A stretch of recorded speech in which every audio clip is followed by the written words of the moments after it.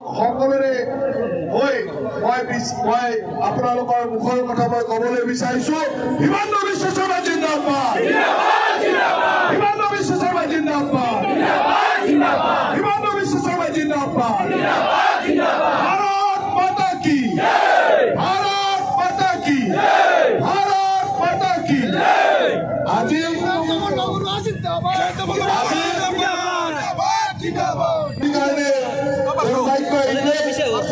আজি অসমত এনেকুৱা পৰিৱেশ হৈছে যে বিৰোধী দলসমূহে যিবিলাক কথা লৈ যিবিলাক কথা লৈ পেলাই আজি ৰাইজৰ মাজত ইছ্যু পেলাব বিচাৰিছে তেওঁলোকে নিজৰ ইতিহাস চোৱা উচিত। নিজৰ ইতিহাসত কংগ্ৰেছ দলৰ ইতিহাসত গণতন্ত্ৰ কেনেকৈ ধ্বংস কৰিছিল যোৱা 25 তাৰিখে আমি কলা দিৱসৰ জৰিয়তে সেই কথাবিলাকক ৰাইজক জনাই দিছো। ইন্দিৰা গান্ধীৰ নেতৃত্বত গণতন্ত্ৰক কেনেদৰে ভৰিৰে মোহাৰি পেলোৱা হৈছিল সেই কথা আপোনালোকে সকলোৱে দেখিছে। সেই কংগ্ৰেছ দলে আজি অসমতো গণতন্ত্ৰ ধ্বংস কৰিবৰ কাৰণে এই ধৰণৰ কাম কৰিবলৈ উঠি পৰি লাগিছে।